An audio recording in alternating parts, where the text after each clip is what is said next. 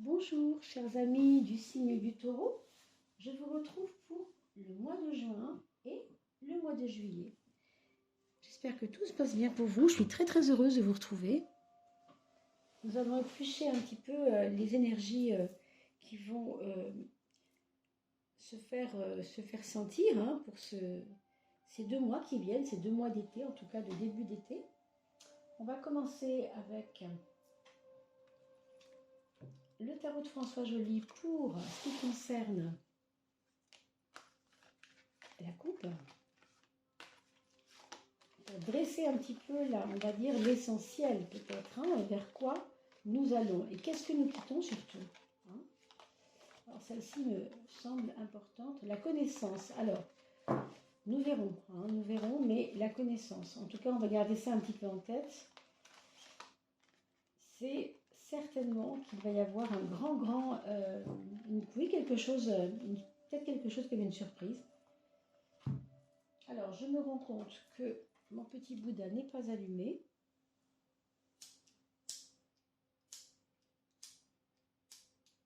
Petite bougie. Et évidemment, elle ne veut pas venir. Alors, prenons quand même un peu de temps pour allumer la bougie, c'est important. Voilà mes chers taureaux. Que la lumière soit et la lumière fut. Alors pour vous, mes amis taureaux, pour ce mois de juin et juillet, on avait dit qu'on faisait maintenant dorénavant les 2 mois pour ces 2 moments-là qui arrivent devant nous, ces 2 périodes. Bienveillance. On quitte une situation où on est vraiment beaucoup dans le mental. Situation à régler, d'accord? Régler. Vous allez vous alléger de quelque chose qui était à régler. Justice, administration, peu importe, on parle souvent de la justice comme quelque chose qui est en relation avec l'administratif, c'est vrai. Ou le juridique, ça peut être un petit peu les deux.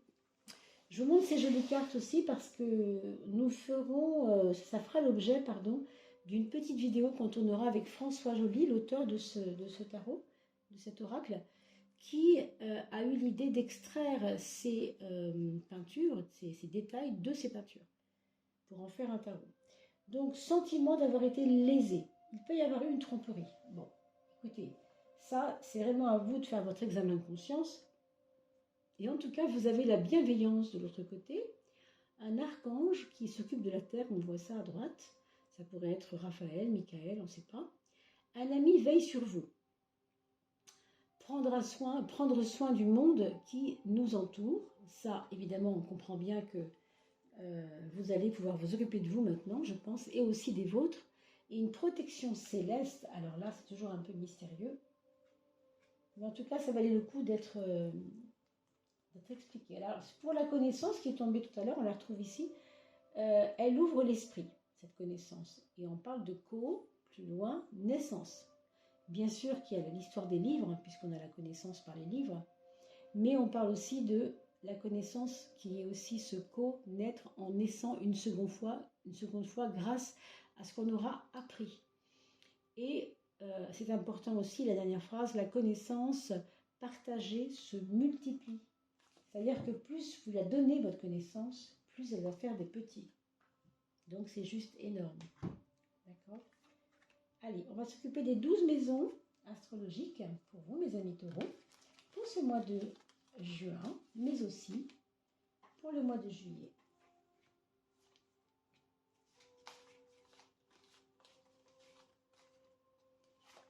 Alors, 1, 2, 3, 4. Maison 4. On y va pour la maison 5 et la maison 6. Alors, 7, décidément, elles arrivent toutes seules, là, pour le coup. On ne sait pas pourquoi, quand ça va vite comme ça. Et 9, 10 et 11, et 12. Ah, il y en a 2 sur la 11, ça c'est amusant. On va les garder, Il y en a 2. Quand ça arrive comme ça, j'aime bien les garder parce que ça peut vouloir nous dire quelque chose d'un peu particulier. D'accord? Les projets, c'est quand même assez rare que sur la maison des projets, on ait 2 cartes. Je vous avoue que ça tombe ailleurs souvent, mais rarement sur la maison 11. Ça me fait penser aussi au monde social, la 11. Le domaine social. La bienveillance viendra peut-être aussi du domaine social pour vous, hein, mes amis taureaux ou ascendant taureau. Votre maison 1, déjà, ça commence fort. On a un tempérament vraiment hyper efficace, hyper concentré. On sait où on va, on ne demande pas son reste. Donc déjà, d'entrée de jeu, vous rentrez dans une énergie très positive et très combative, constructive aussi, j'ai envie de dire. Je vois des regains de confiance. Et là, je pense à ce qu'on a dit tout à l'heure par rapport à la trahison. Ces histoires-là, mes amis, si vous avez souffert de trahison, elles sont derrière vous. Vous avez à la place de la confiance qui revient. Donc, notez-le quand même. C'est important. Surtout par rapport aux autres. C'est aussi de la confiance que les autres vous insufflent. Merveilleux. On a l'impératrice en maison 10. L'impératrice va nous mettre du plomb dans l'aile. Non seulement la chance vous sourit parce que vous avez en tête des projets, on va en parler tout à l'heure parce qu'on a eu 2 cartes qui sont tombées sur les projets, mais quand même, ça tient debout, ça a de l'allure. Hein. Non seulement il y a ça, mais en plus, dans votre maison 10, la maison de votre moi social, on a parlé tout à l'heure des autres et de la relation au niveau des autres, eh bien, avec l'impératrice, vous allez encore plus avoir le gouvernail entre les mains. C'est-à-dire que vous n'allez pas vous en laisser compter hein, ce mois-ci, enfin ces 2 mois qui viennent. Il y a de la bienveillance, attention, hein, il y a de la bienveillance, c'est pas pour ça que vous allez vouloir tout avoir comme ça, mais il y a une exigence, je pense, qu'il n'y avait pas avant, parce que vous sortez d'un moment où ça a été un peu difficile, d'accord? Alors, la relation aux autres, regardez. Tempérance. Ça a à voir avec la bienveillance. Hein. Pourquoi? Parce qu'avec la tempérance, on parle de temps, on parle de prendre son temps. Il faut faire les choses, mais on ne va pas se précipiter. On va les faire tranquillement. Il y a, à mon avis, des personnes qui vous aident. Il y a des personnes autour de vous qui ont envie de vous appeler, mais qui n'osent pas vous appeler. Donc si vraiment vous sentez un appel, vous savez, intuitif, tiens, Marie-Pierre devait m'appeler, elle ne m'a pas appelé. Tiens, Cindy, elle devait, je sais qu'elle pense à moi, je sens qu'elle pense à moi. Vous l'appelez vous. Hein. Donc observez ces petits phénomènes d'intuition aussi, parce que vous pourriez tout à fait avoir une impression que quelqu'un va vous appeler, mais il n'ose pas. Donc faites-le, appelez-le. Hein. On va regarder votre frein. Alors, le frein, c'est la papesse. Moi, je dirais que c'est votre réserve. C'est votre réserve, c'est votre méfiance. Et ça me rappelle encore hein, tout ce qu'on a vu tout à l'heure, qu'il fallait régler, qu'il fallait faire vite, qu'il ne fallait pas oublier des choses, qu'il fallait faire les choses bien, qu'il fallait régler, hein, comme je vous ai dit, un problème. Donc, du coup, vous restez un petit peu quand même sur une défensive. Et ça n'est pas forcément bon, puisqu'on le retrouve dans le frein. Donc ne suivez jamais cette carte 12, puisque c'est la maison 12, c'est vraiment la petite poubelle de l'astrologie, pas l'astrologie, mais du zodiaque, si vous voulez, du thème astral, pardon, puisque la maison 12, on va y mettre dedans tout ce qui est inconscient, tout ce qui est refoulement, tout ce qui est sous le manteau, qui est sous le tapis, d'accord? Donc si vous gardez ça en vous, c'est pas très bon. Donc travaillez vraiment sur cette méfiance, parce qu'à mon avis, elle n'est peut-être pas à sa place. Vous avez dépassé beaucoup de choses avec la justice. Hein, donc, je veux dire, vous avez eu votre dose, entre guillemets, c'est bien. Hein. Donc maintenant, faites un peu plus confiance. Alors, pour l'amoureux, qui est dans votre maison 6, on va parler d'abord du travail, et ensuite de l'organisation de vos journées, de votre travail, de votre temps. Ici, avec l'amoureux, on ne sait pas trop sur quel pied danser. Je dirais que vous avez énormément d'idées, énormément de besoins, énormément de désirs exprimés, mais vous ne savez pas par quel bout prendre les choses. Alors, on verra si on a des appuis tout à l'heure. Moi, je dirais qu'avec la bienveillance, vous devriez vous laisser couler un peu vers votre intuition, vers vos ressentis, vers votre auto-tolérance, si j'ose dire. C'est-à-dire, soyez tolérant avec vous-même, soyez patient avec vous-même. Soyez bienveillant, en fait, c'est ça. Parce que vous voyez, sinon, ça vous torture un peu l'esprit. Donc, est-ce que c'est utile de se torturer l'esprit? C'est pas certain. Si on prend les deux là, c'est compliqué. On se torture l'esprit et en plus, on est méfiant. Alors, ça fait quand même 2 problèmes en un. Moi, je vous dirais bien d'y faire attention et de focaliser sur On va le voir ici, votre mindset, votre état d'esprit. Pour l'instant, on va regarder ces projets. Oh bah oui, oh là là, ben dites donc, mes taureaux, vous allez partir en voyage, ou en tout cas, vous allez mettre au goût du jour un projet de voyage. Alors, peut-être pas pour aujourd'hui, et avec l'étoile. Mais on touche le ciel, c'est pas possible. Alors, 21 et 17, qu'est-ce que ça va nous donner comme synthèse, ça, pour voir un peu? 8 et 30. 38, la force, mes amis. Oh là là. 17 et 21, vous rencontrez, mais ça va faire 38. 3 et 8, 11. 11, la force. Mais c'est juste énorme. C'est énorme. Vous avez un projet, là. Franchement, alors, ça pourrait être aller faire de la... On a parlé de société, on a parlé de social, on a parlé de... Vous savez, de... comment je vous ai dit?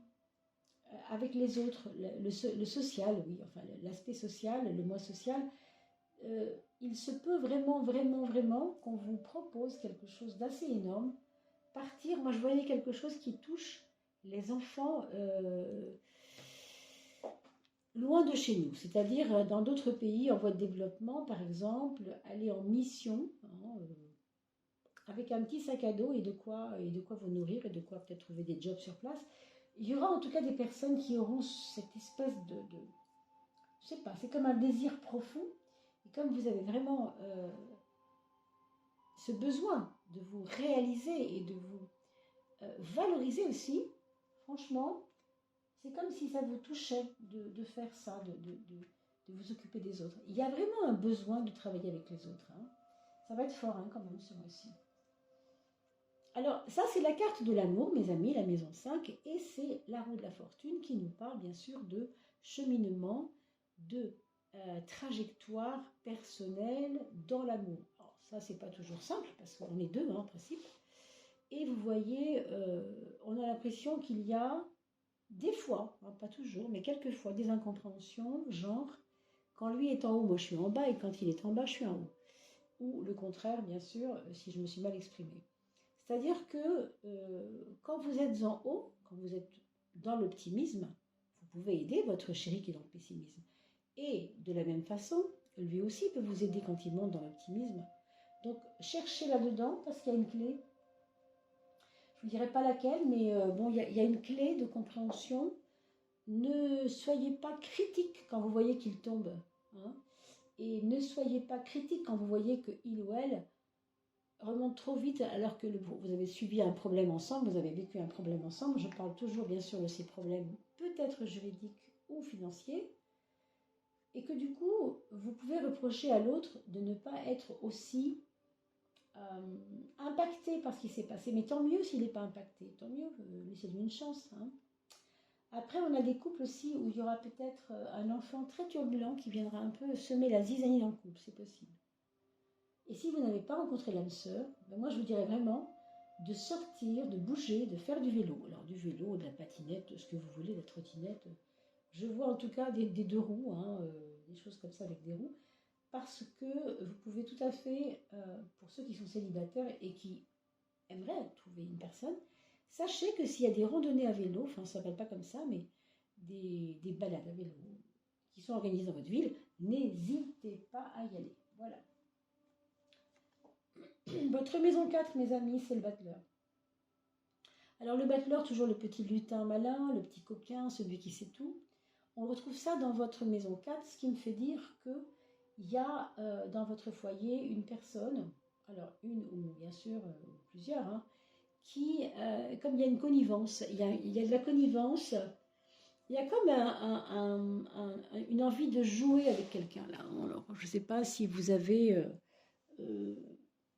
hébergé votre petit frère, je pense à ça par exemple, c'est le cas le plus simple à expliquer, mais ça peut être du fait différentes choses. Quelqu'un qui est par exemple, qui vient hein, de l'étranger et que vous hébergez et qui rend votre maison un peu gaie, qui rend votre maison souriante, qui a de l'entrain. Il y a vraiment de l'entrain. Il y a pour vous aussi, certains d'entre vous voudront peut-être, excusez-moi, partir, faire un déménagement, je veux dire vraiment partir, ou à l'étranger effectivement, mais pas que. Ça peut être un départ pour une vie meilleure, tout simplement. On veut dire, on fait un départ commun en famille. D'accord? Il peut y avoir une reconstruction ici, quelque chose comme ça. Votre mindset, oh que c'est beau. Oh, mais c'est magnifique. Un mindset comme ça, mes amis, franchement, je ne connais pas mieux. Le soleil dans votre tête. Voilà ce que ça veut dire. Ça veut dire que quoi qu'il vous en coûte, ce mois-ci, même si les choses ne vous paraissent pas toujours simples, parce que vous venez quand même d'une épreuve, sacrée épreuve quand même ça, hein, pour certains. Alors ça pouvait être juste un problème avec le voisin, hein. Le voisin a déménagé, vous voyez, c'est pas forcément quelque chose d'horrible au niveau administratif, mais quelquefois ça suffit bien pour nous plomber. Et bien avec ce soleil dans votre maison 3, vous allez vous éclater. Vous allez être très communicatif. Je pense que vous allez reprendre contact, je crois même avec un frère ou une sœur. On a parlé du frère tout à l'heure, ça peut être une sœur dans la maison 3. C'est peut-être elle qui revient vers vous, il ou elle bien sûr. C'est peut-être des jumeaux. Vous avez peut-être des jumeaux autour de vous qui vont avoir un impact sur vous, qui vont vous aider, qui vont vous donner de la lumière. Vraiment, c'est ça. Hein. Alors, dans la maison 9, on a une carte un petit peu plus impliquée, on va dire comme ça, dans la passion. Donc, c'est pas parce que quelqu'un revient vers vous que ça va être tout rose. Ça veut peut-être dire aussi que ça revient, on revient vers vous, c'est chaleureux, c'est super, mais, on vient aussi peut-être pour régler quelque chose. Alors, rien de grave, je pense à vos beaux-parents pour certains, qui peuvent venir vous